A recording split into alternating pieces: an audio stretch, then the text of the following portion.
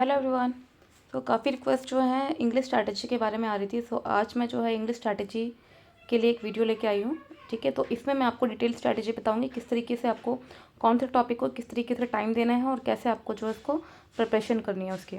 ठीक है, और ये जितने भी एग्ज़ाम्स हैं आपके IBPS PO, चाहे आपका क्लैरिकल हो, SBI PO क्लैरिकल, ठीक है, तो सभी के लिए काम आएगी ये स्ट्रैटेजी। ठीक है, यानी कि जितने भी आपके बैंक एग्ज़ाम्स 2024 में होने वाले हैं तो सबके लिए यूज़फुल है ये। तो चलिए स्टार्ट करते हैं। सबसे पहले तो हम देखते हैं कि आपके जितने भी ईयर में एग्ज़ाम्स होते हैं, लाइक आपका IBPS PO हो गया, क्लर्क हो गया, ठीक है, SBI PO हो गया, क्लर्क हो गया, RRB PO और क्लर्क, इसमें क्या क्या आपके इंग्लिश में आपका जो है इसमें कितने मार्क्स का होता है और कितने जो है क्वेश्चन आते हैं। ठीक है, तो चलिए पहले हम बात कर देते हैं IBPS PO के बारे में। तो देखिए इसमें जो है प्री में 30 क्वेश्चन आते हैं और 1 नंबर का एक क्वेश्चन होता है, यानी 30 मार्क्स का। और मेंस में आता है 40। ठीक है, यानी 40 क्वेश्चन होते हैं। साथ में आपका 25 मार्क्स का एक डिस्क्रिप्टिव राइटिंग आता है जो कि हाफ एन आवर का होता है।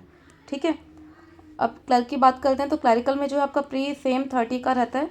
ठीक है, और जो मेंस होता है उसमें 40 होता है, इसमें डिस्क्रिप्टिव नहीं होता है। ठीक है, तो कहने का मतलब ये है जितने भी आपके PO के एग्ज़ाम हो गए, लाइक आपका IBPS PO हो गया और SBI PO हो गया, तो उसमें आपके 30 तो सब में रहेंगे, क्लैरिकल और PO सब में। ठीक है, RRB को छोड़ के, RRB का हम बाद में देखते हैं। ठीक है, इनमें जो है प्री में आपके 30 मार्क्स का आता है इंग्लिश।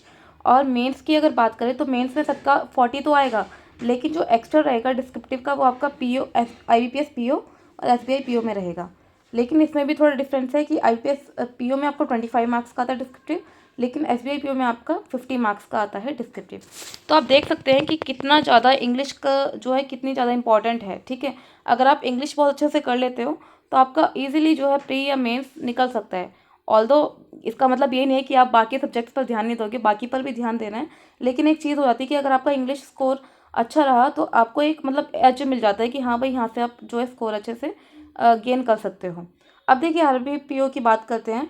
RRB PO में प्री में तो आपका नहीं आता, लेकिन मेंस जो होता है उसमें भी आपका ऑप्शनल होता है। लाइक आप जो है आपकी रीजनल लैंग्वेज या फिर आपका इंग्लिश, तो इसमें से आप चूज़ कर सकते हो। ठीक है, तो वो आपके ऊपर डिपेंड है। बाकी बस मैंने आपको क्लैरिटी के लिए बता दिया कि इस तरीके से जो है आपका आता है। अब देखते हैं कि इंग्लिश की प्रिपरेशन आपको कैसे करनी है। देखिए इंग्लिश में कुछ पार्ट्स हैं जो कि आपको ध्यान देने पड़ेंगे। फर्स्ट ऑफ ऑल देखते हैं वोकैब का। तो वोकैब में क्या होता है आपका कुछ भी नई नई जो वर्ड्स होते हैं आपको एक बार देखने पड़ेंगे। ठीक है, तो वोकैब जो है मैं आपको सजेस्ट करूँगी निमिषा मैम को। ठीक है, मैंने यहाँ पे मेंशन कर दिया है। निमिषा मैम जो है डेली वोकैब कराती हैं। ठीक है, तो आप उनका चैनल फॉलो कर सकते हो। साथ में हिंदू एडिटोरियल, ठीक है, अगर आप नहीं कर पा रहे हो खुद से तो निमिषा मैम कराती हैं हिंदू एडिटोरियल का भी। तो आप जो है वोकैब यहाँ से कर सकते हो, लेकिन आपको करनी पड़ेगी डेली। एक तो आपकी कंसिस्टेंसी।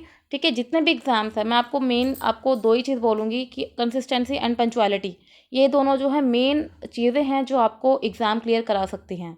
ठीक है, तो आपको डेली आपको उसी टाइम टेबल के अकॉर्डिंग जो भी आपने सेट किया हुआ है कितना टाइम किस में देना है, लेकिन इंग्लिश में आप जो है टाइम तो देना पड़ेगा आपको। ठीक है, बिना टाइम के तो कुछ होगा नहीं। नेक्स्ट है आपका ग्रामर। अब ग्रामर में देखिए, ग्रामर में आपके पास टॉपिक्स तो बहुत सारे हैं, लेकिन आप ये सारे टॉपिक्स एक ही वीडियो से कर सकते हो। वो है आपका 120 रूल्स ऑफ ग्रामर। ठीक है, ये भी निमिषा मैम ने कराया हुआ है। तो उनकी एक 11 घंटे की वीडियो है। ठीक है, 11 घंटे की वीडियो अगर आप वो कर लेते हो तो आपका जो जितने भी रूल्स हैं ग्रामर के वो आपके सॉल्व हो जाएंगे। ठीक है, लेकिन ऐसा नहीं कि रूल्स करने के बाद ही आपका हो जाएगा, आपको प्रैक्टिस करनी पड़ेगी। आपका मेन जो चीज़ होनी चाहिए, जैसे आपने रूल्स कर लिए उसके बाद आपके क्वेश्चंस होते हैं, एरर डिटेक्शंस वाले क्वेश्चंस आते हैं, आपके फिलर्स आते हैं। ठीक है, और आपका क्लॉज टेस्ट आता है, वो सारा इसी से बनेगा। अगर आपने ग्रामर के सारे रूल्स देख लिए उसके बाद जो है आपका 70% आपका वहीं से क्लियर हो जाएगा। ठीक है, इंग्लिश का जो कॉन्सेप्ट है, क्योंकि सारा मेन वहीं से आता है। आपका जैसे एरर डिटेक्शन भी अगर आप लगाते हो ना साथ में ये रूल्स करने के बाद, आपको लगेगा कि हाँ भाई अब हो रहा है। ठीक है, बहुत इंप्रूवमेंट आपको लगेगा कि हाँ होने लगा है। नेक्स्ट है आपका रीडिंग। ठीक है, रीडिंग तो आपको इंग्लिश में करनी ही पड़ेगी, बिकॉज अगर आप रीडिंग नहीं करोगे तो बहुत प्रॉब्लम क्रिएट होगी। आपको यही नहीं पता होगा कि आप जो पढ़ रहे हो वो ठीक पढ़ रहे हो या नहीं पढ़ रहे हो। क्योंकि रीडिंग से क्या होता है, हमारी एक हैबिट बन जाती है, और उससे क्या होगा, हमें पता चल जाएगा कि पढ़ते पढ़ते कि हाँ भाई इसमें ये कुछ ना कुछ गलती तो है इसमें। ठीक है, एक अंदर से मतलब पता चल जाता है ये चीज़। ठीक है, मैं अपने एक्सपीरियंस से ही बता रही हूँ, क्योंकि आप जितना रीड करोगे उतना आपको पता चल जाएगा कि हाँ भाई कहाँ गलती है कहाँ नहीं। तो रीडिंग के लिए आप, ऐसा नहीं है कि आप न्यूज़पेपर ही आपको काफ़ी टीचर सजेस्ट करेंगे, आप कोई बुक भी उठा सकते हो, ऐसा नहीं है न्यूज़पेपर ही पढ़ना है, कोई बुक भी उठा सकते हो। बुक इन द सेंस आपको कुछ भी, लाइक आपको बायो पसंद है, फिजिक्स पसंद है, केमिस्ट्री पसंद है, कॉमर्स पसंद है, ठीक है, जो भी आपकी बुक है, जो भी आपको बहुत इंटरेस्टिंग लगती है तो आप उसको पढ़ सकते हो, ठीक है। कहने का मतलब है हमको रीडिंग की हैबिट बनानी है। अब रीडिंग चाहे आप कहीं से भी करो, ठीक है। अब ये नहीं हिंदी इंग्लिश गुजराती, ठीक है, इंग्लिश को तो खैर साइड में रखिए, आपको इंग्लिश की रीडिंग करनी है, ठीक है। तो ये चीज़ है। और एक और चीज़, आप जो है वेब सीरीज़ तो देखते होगे, अगर नहीं देखते हो तो सजेस्ट करूँगी कि इंग्लिश के जो वेब सीरीज़ होते हैं वो आप ट्राई कीजिए। आपको लगेगा कि मैम ये पढ़ाने का स्ट्रैटेजी बता रहे हो वेब सीरीज़ का, तो देखिए मैं अपने खुद के एक्सपीरियंस से और जो मेरे साथ में कलीग्स हैं उनके भी, ठीक है। तो वेब सीरीज़ से क्या होता है, जब आप सुनते हो, चीज़ों को देखते हो ना, वहाँ पे नीचे आता है लिखा हुआ, ठीक है, साथ में सबटाइटल्स आते हैं। अब वो देखोगे ना, बहुत ज़्यादा इंप्रूवमेंट आपको दिखेगा। तो वेब सीरीज़ ये नहीं कह रही है मैं आपको पूरा दिन लेके बैठना है, उस वेब सीरीज़ को ख़त्म करके बैठना है ना। आपको एक टाइम देना है कि आपने 1 घंटा दे दिया या आधा घंटा दे दिया, ठीक है, एक एपिसोड आपने आज देख लिया, एक एपिसोड कल, इस तरीके से आप टाइम दे सकते हैं, ठीक है। बस आपके लिए बता रही हूँ कि आप किस तरीके से जो है इंग्लिश को आप मतलब आगे क्लियर कर पाओगे, ठीक है। अब ये तो था आपका सारा के सारा फंडा, किस तरीके से जो है आप इंग्लिश सेक्शनल को आप क्लियर कर सकते हो, ठीक है। अब आता है आपका डिस्क्रिप्टिव राइटिंग। अब डिस्क्रिप्टिव राइटिंग को कैसे करना है, तो देखिए, डिस्क्रिप्टिव राइटिंग में एक तो आपको चाहिए होती है टाइपिंग स्पीड, टाइपिंग स्पीड हो गई आपकी, और दूसरा आपको डेली प्रैक्टिस। और डेली प्रैक्टिस किस पे करनी है, कोई भी आप टॉपिक ले लीजिए, लाइक आपका वुमेन एम्पावरमेंट हो गया, या फिर आपका लेटेस्ट न्यूज़ में जो भी आपका टॉपिक चल रहा है, ठीक है, लाइक कोई वॉर चल रहा है, ठीक है, किसी कंट्रीज़ में, 2 कंट्रीज़ के बीच में, ठीक है, या फिर फ्यूल के जो प्राइसेस हैं वो इंक्रीज़ हो रहे हैं, ठीक है, या जीडीपी के ऊपर कुछ भी है, मतलब कुछ भी लेटेस्ट टॉपिक आप उठा सकते हो और वहाँ से आप डेली एक, मतलब लेटर एंड एस्से दोनों आप जो है लिख सकते हो, ठीक है। लेटर तो आपके बहुत सारे मिल जाएंगे टॉपिक्स, ठीक है। एस्से के लिए ये बताया मैंने कि आप कोई रिसेंट टॉपिक ले सकते हो, ठीक है। तो इससे क्या होगा, आपकी स्पीड तो बढ़ेगी ही टाइपिंग के साथ में, आपको एक आइडिया हो जाएगा कि आपको किस तरीके से लिखना है और कहाँ पे आप जो है गलतियाँ कर रहे हैं। तो ये था सारा आपका कंप्लीट इंग्लिश के लिए।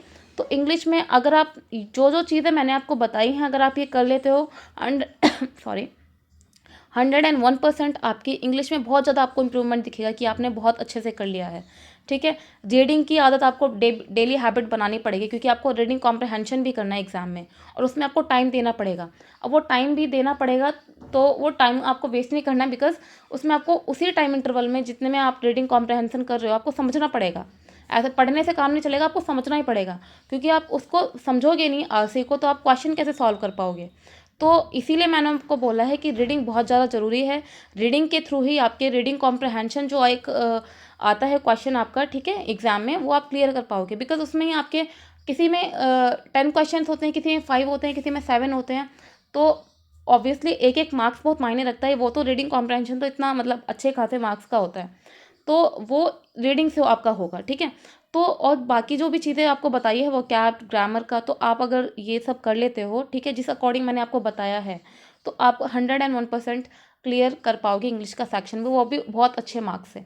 और अगर आपको नहीं आपको मिलता, तो आप मुझे इसी वीडियो पर आप मुझे कमेंट करके बता सकते हैं, हाँ भाई मैम नहीं हो पाया, ठीक है। क्योंकि ऐसा नहीं हो सकता, क्योंकि जिस तरीके से मैंने आपको बताया है 101% अप्रोचेबल ये स्ट्रैटेजी है, ठीक है। और साथ में आपको टाइम तो देना पड़ेगा, विदाउट टाइम कुछ होगा नहीं, ठीक है। अगर आप सोच सोच के बस यही हाँ ऐसे करना है ऐसे करना है, तो ऐसे नहीं होगा, आपको प्रैक्टिकली ये चीज़ें करनी पड़ेंगी।